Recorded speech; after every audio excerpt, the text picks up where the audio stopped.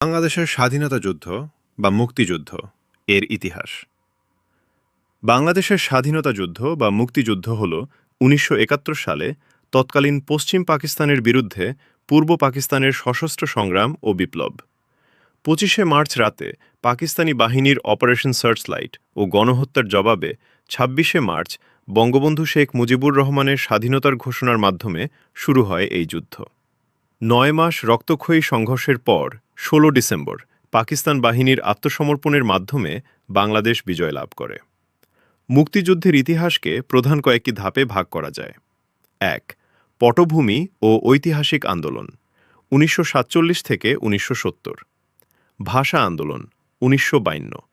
বাংলাকে রাষ্ট্রভাষা করার দাবিতে রক্তক্ষয়ী সংগ্রামের মাধ্যমে বাঙালি জাতীয়তাবাদের বীজ রোপিত হয়। ৬ দফা আন্দোলন ১৯৬৬। বঙ্গবন্ধু শেখ মুজিবুর রহমান পূর্ব পাকিস্তানের স্বায়ত্তশাসনের জন্য ঐতিহাসিক ৬ দফা দাবি পেশ করেন। গণ অভ্যুত্থান ১৯৬৯। ছাত্রদের নেতৃত্বে তীব্র গণ আন্দোলনের মুখে আইয়ুব খানের পতন ঘটে এবং আগরতলা ষড়যন্ত্র মামলা প্রত্যাহার করা হয়। ৭০-এর নির্বাচন।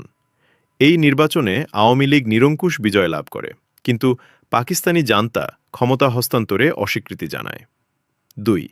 ২৫শে মার্চ কালরাত ও প্রতিরোধ অপারেশন সার্চলাইট। ২৫শে মার্চ রাতে পাকিস্তানি হানাদার বাহিনী ঢাকার ঘুমন্ত মানুষের ওপর নির্বিচার গণহত্যা শুরু করে। ঢাকা বিশ্ববিদ্যালয়, পিলখানা ও রাজারবাগে চালানো হয় নারকীয় হত্যাযজ্ঞ। স্বাধীনতা ঘোষণা। ২৬ মার্চের প্রথম প্রহরে বঙ্গবন্ধু শেখ মুজিবুর রহমান বাংলাদেশের স্বাধীনতা ঘোষণা করেন, যার পরপরই তাঁকে গ্রেফতার করে পশ্চিম পাকিস্তানে নিয়ে যাওয়া হয়। ৩. মুক্তিযুদ্ধ পরিচালনা ও সরকার গঠন। মুজিবনগর সরকার। ১০ এপ্রিল গঠিত বাংলাদেশের প্রথম সরকার ১৭ এপ্রিল মেহেরপুরের বৈদ্যনাথ তলায়, বর্তমান মুজিবনগর, শপথ গ্রহণ করে। মুক্তিবাহিনী।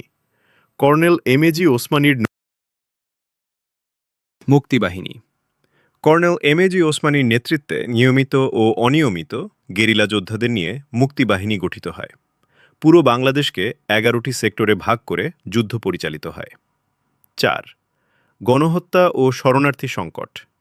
পাকিস্তানি সেনাবাহিনী ও তাদের দোসর রাজাকার, আলবদর, আল শামস প্রায় ৩০ লক্ষ বাঙালিকে হত্যা করে এবং ২ লক্ষাধিক মা বোনের সম্ভ্রমহানি করে।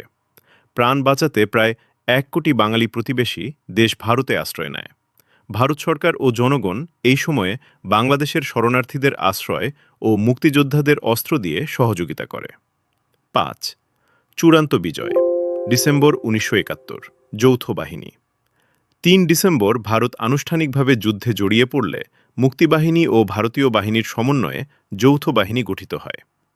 ১৬ ডিসেম্বর চূড়ান্ত পরাজয় স্বীকার করে ৯৩,০০০ পাকিস্তানি সৈন্য ঢাকার রেসকোর্স ময়দানে যৌথ বাহিনীর কাছে আত্মসমর্পণ করে।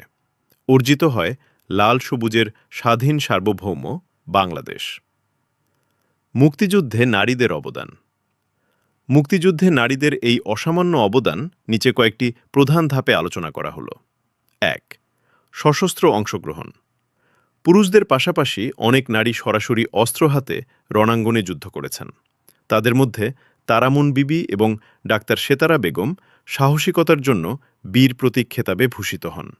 এছাড়াও অনেক নারী গেরিলা যুদ্ধের প্রশিক্ষণ নিয়ে শত্রুর মোকাবিলা করেন।